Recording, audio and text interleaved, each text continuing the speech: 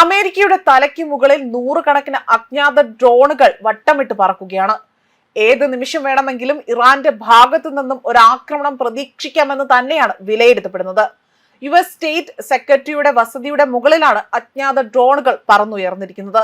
ഇതോടുകൂടി തന്നെ അമേരിക്കയുടെ മുക്കും മൂലയും ഇപ്പോൾ കനത്ത ജാഗ്രതാ നിർദ്ദേശം പുറപ്പെടുവിച്ചിരിക്കുകയാണ്. മിഡിൽ ഈസ്റ്റിലെ പ്രതിസന്ധി രൂക്ഷമാകുന്നതിനിടയിൽ തന്നെ അമേരിക്കയെ ആശങ്കയിൽ ആഴ്ത്തിക്കൊണ്ട് നിഗൂഢ ഡ്രോണുകളാണ് കണ്ടെത്തിയിരിക്കുന്നത്. കഴിഞ്ഞ ദിവസം വാഷിംഗ്ടണിലെ ഫോർട്ട് മേക്കൽ എന്ന സൈനിക താവളത്തിന് മുകളിലാണ് ഇത്തരത്തിൽ ദുരൂഹമായ നിലയിൽ ഡ്രോണുകൾ കണ്ടെത്തിയതായി തന്നെ വിലയിരുത്തപ്പെടുന്നത്.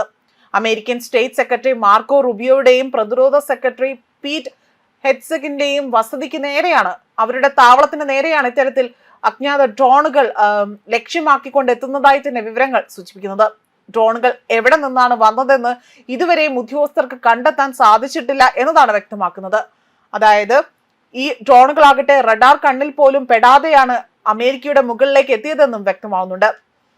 മാത്രമല്ല, വാഷിംഗ്ടൺ പുറത്തുവിട്ട റിപ്പോർട്ടുകൾ അനുസരിച്ച് ഡ്രോണുകൾ കണ്ടെത്തിയതിനെ തുടർന്നുകൊണ്ട് റുബിയോയെയും അതേപോലെ ഇവരെ രണ്ടുപേരെയും സുരക്ഷിതമായ സ്ഥാനങ്ങളിലേക്ക് മാറ്റിയതായി തന്നെ ഇവിടെ വൃത്തങ്ങൾ സൂചിപ്പിക്കുകയും മാത്രമല്ല ഇതുമായി ബന്ധപ്പെട്ട അന്വേഷണങ്ങൾ ആരംഭിക്കുകയാണ് ചെയ്തിരിക്കുന്നത്.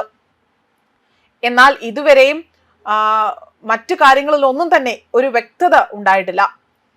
പെന്റഗണും US സ്റ്റേറ്റ് ഡിപ്പാർട്ട്മെന്റും അടക്കം ഇതിനോട് ഇതുവരെയും പ്രതികരിച്ചിട്ടില്ല എന്നതാണ് മറ്റൊരു വസ്തുത. സുരക്ഷാ കാരണങ്ങൾ ചൂണ്ടിക്കാട്ടിയാണ് പെന്റഗൺ വക്താവ് സീൻ ആകട്ടെ ഈ വിഷയത്തിൽ സംസാരിക്കാൻ തയ്യാറാകാത്തതെന്നതാണ് മറ്റൊരു വിലയിരുത്തൽ.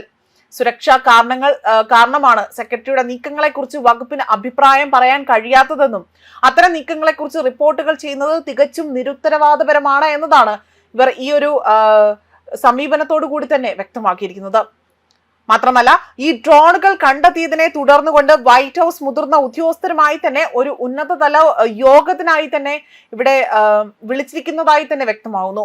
കൂടാതെ സുരക്ഷാ മേധാവ് അലി ലെരിജാനിയുടെ ഇന്റലിജൻസ് അദ്ദേഹത്തിന്റെ കൊലപാതകങ്ങൾക്ക് ശേഷം ഇറാൻ ആകട്ടെ വലിയ രീതിയിൽ പ്രതികാര നടപടികൾക്ക് തുനിയുന്നു എന്ന ഒരു നിർദ്ദേശം, ഒരു ജാഗ്രത നിർദ്ദേശം കൂടിയാണ് ഇവിടെ നൽകുന്നത്.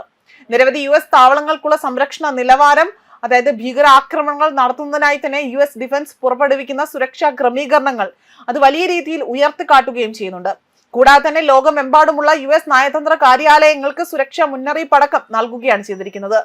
അതേസമയം ഇറാനെതിരായ US ഇസ്രായേൽ യുദ്ധം ശക്തമായ സാഹചര്യത്തിൽ US സൈന്യം ഭീഷണികളെ കൂടുതൽ സൂക്ഷ്മമായി തന്നെ നിരീക്ഷിച്ചതിന് ശേഷമാകും കാര്യങ്ങൾ തീരുമാനിക്കുക എന്നും ഇവിടെ വ്യക്തമാക്കുകയാണ്. ന്യൂസ് ഡെസ്ക് കർമ്മ ന്യൂസ്.